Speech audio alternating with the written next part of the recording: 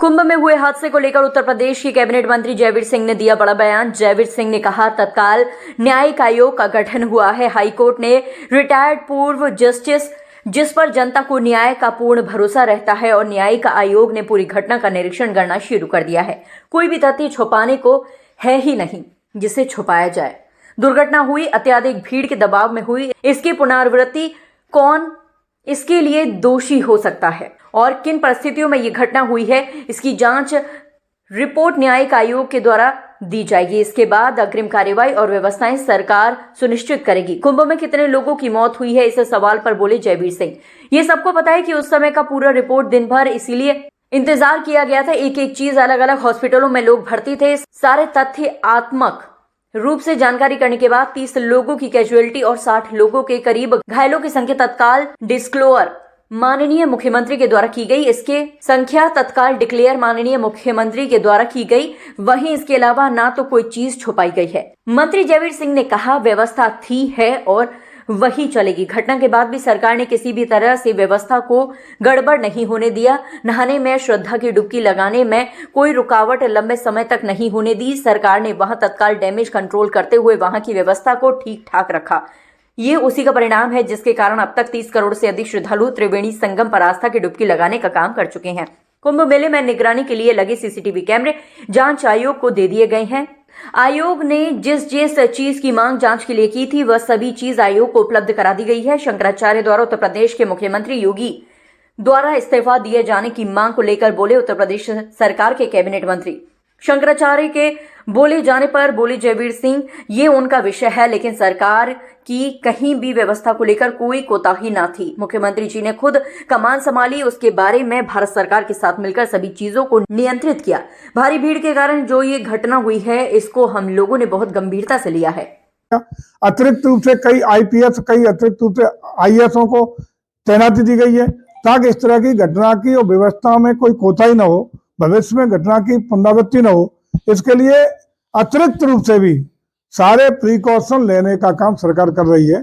और आप देख रहे होंगे कि जो भी लोग जा रहे हैं उनको भी अब पूरी सुविधाएं देने का, एक अच्छा अनुभव देने का, सारी व्यवस्था देने का काम लगातार कर रहा है। अच्छा मंत्री, जैसे कि शंकराचार्य के अलावा विरोधी पार्टियां भी लगातार आरोप लगा रही हैं कि कुंभ मेले में वीवीआईपी की व्यवस्थाएं अच्छी की गई थी, जबकि आम जनता के लिए कोई व्यवस्था नहीं थी। इसी वजह से आज कुंभ में जाने वाला हर व्यक्ति वीआईपी वीवीआईपी की तरह ट्रीट हुआ है, अलग अलग। लेकिन एक छोटी, जो मुझे लगता है, एक घाट पर संगम नोज पर सारा दबाव बढ़ा, एक साथ बढ़ा।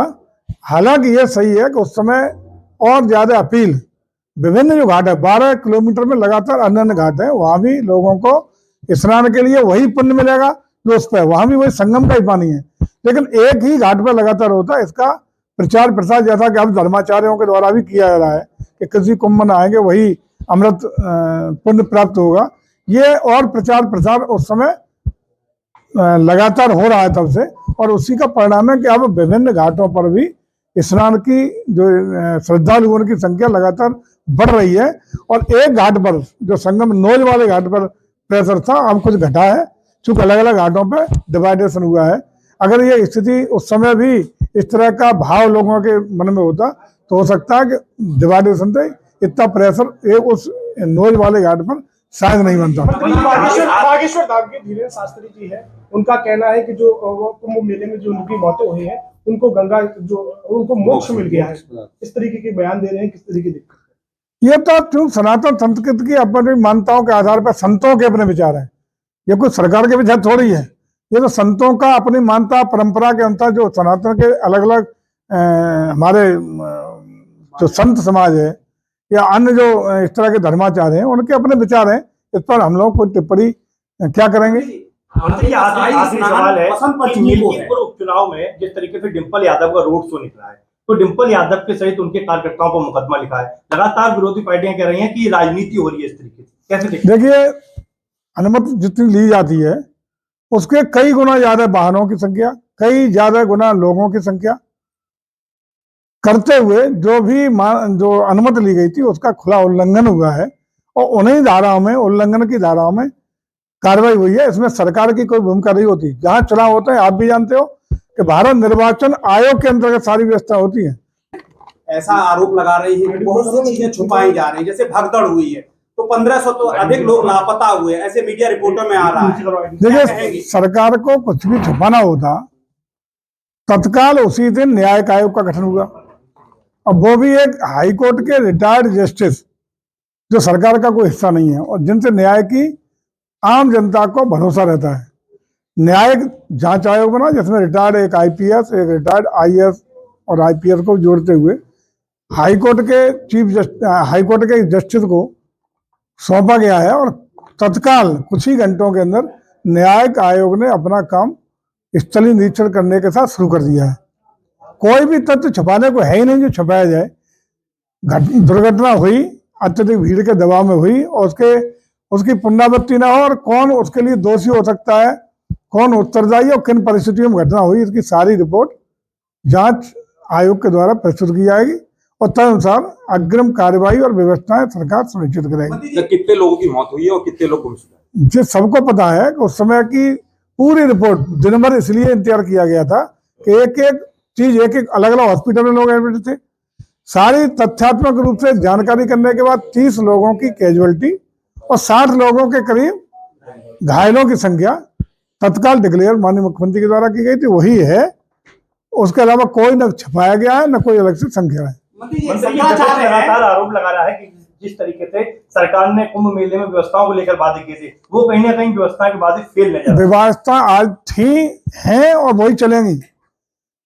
अब देखिए, घटना का जो भी भगदड़ के बाद घटना हुई, कोई भी नहाने में, श्रद्धा की डुबकी लगाने में कोई रुकावट लंबे समय नहीं होने दी। सरकार ने तत्काल वहां सारा डैमेज कंट्रोल करते हुए अग्रिम व्यवस्थाएं यथावत उस दिन भी हुई और लगातार चल रही है। उसी का परिणाम है कि अब तक 30 करोड़ से ज्यादा श्रद्धालु आस्था की डुबकी त्रिवेणी के संगम पर लगाने का काम कर चुके हैं। मंत्री जी, जिस तरीके से इतनी बड़ी घटना हुई और कुंभ मेले में सीसीटीवी फुटेज भी लगाए गए हैं, पूरी तरीके से निगरानी की गई थी, क्या कारण है अभी तक उस फुटेज को वायरल नहीं किया जा रहा, नहीं दिखाया जा रहा है? सारी चीजें कल आयोग को दे दी गई हैं, फुटेज भी दिए गए और जो चीजें आपने अखबार में भी देखा होगा, लोगों को पता होगा, सारे तथ्य, सारे फुटेज, सारे जो भी लेटेस्ट टेक्नोलॉजी की चीजें वहां लगाई गई थी और जिन जिन चीजों को आयोग ने कल मांगा है वो सारी चीजें आयोग को उपलब्ध करा दी गई। शंकराचार्य जो है लगातार सरकार में और खासकर मुख्यमंत्री पर लगातार कह रहे हैं कि इस्तीफा दे देना चाहिए, जो महाकुंभ के दौरान जो व्यवस्थाएं ठीक नहीं की। ये वही शंकराचार्य हैं जो पिछली सरकार के दौरान घसीट कर इनको पीटा गया था। देखिए, शंकराचार्य क्या कह रहे हैं वो तो उनका विषय है, लेकिन कहीं भी सरकार की व्यवस्था में कोताही थी। दृढ़ संकल्पित हो गए, न सिर्फ अपनी सरकार प्रदेश की तरफ बल्कि भारत सरकार तत्काल माननीय मुख्यमंत्री ने स्वयं कमान संभाली। दुर्घटना के बाद रात भर बैठे, माननीय प्रधानमंत्री ने 4-4 बार लगातार हर घंटे व्यवस्था में जायजा लिया, संपर्क में रहे भारत सरकार से, चाहे रेलवे की अतिरिक्त व्यवस्था हो, सेंट्रल फोर्सेस की अतिरिक्त व्यवस्था हो, अन्य जो चीजें हो सकती है, एनडीआरएफ और अन्य चीजों की व्यवस्था हो, उसके बारे में भारत सरकार, प्रदेश सरकार ने संयुक्त रूप से लगातार सजगता के साथ प्रभावी तरीके से नियंत्रित करने में, प्रभावी तरीके व्यवस्थाओं को संभालने में पूरा सहयोग था। आज भी चल रहा, पूरे कोऑर्डिनेशन के साथ सारी व्यवस्थाएं चाक चौबंद आने वाले श्रद्धालु, उसी का परिणाम 30 करोड़ से ऊपर अभी तक श्रद्धा की डुबकी लग चुकी है और लगातार मुझे लगता है कि जो एक 40 से 50 करोड़ लोगों की संभावना हम लोग शुरू तो बता रहे थे, उसको भी हम लोग क्रॉस करेंगे, कहीं कोई दिक्कत नहीं आएगी। ये जो भारी भीड़ के दबाव में जो घटना हुई है, उस घटना को भी हम लोगों ने बहुत गंभीरता से लिया है। वो दोनों सरकारें पूरी तरह उस घटना के कारणों को जानने के लिए भी प्रतिबद्धता के साथ आयोग के गठन के साथ काम किया। और आपको याद होगा कि घटना के अगले ही दिन प्रदेश सरकार के चीफ सेक्रेटरी डीजीपी को मौके भेजा गया। अतिरिक्त रूप से कई आईपीएस, कई अतिरिक्त रूप से आईएएसओं को तैनाती दी गई है ताकि इस तरह की घटना की और व्यवस्था में कोई कोताही न हो, भविष्य में घटना की पुनरावृत्ति न हो। इसके लिए अतिरिक्त रूप से भी सारे प्रिकॉशन लेने का काम सरकार कर रही है। और आप भी देख रहे होंगे कि जो भी लोग जा रहे हैं उनको भी अब पूरी सुविधाएं देने का, एक अच्छा अनुभव देने का, सारी व्यवस्था देने का काम लगातार कर रहा है।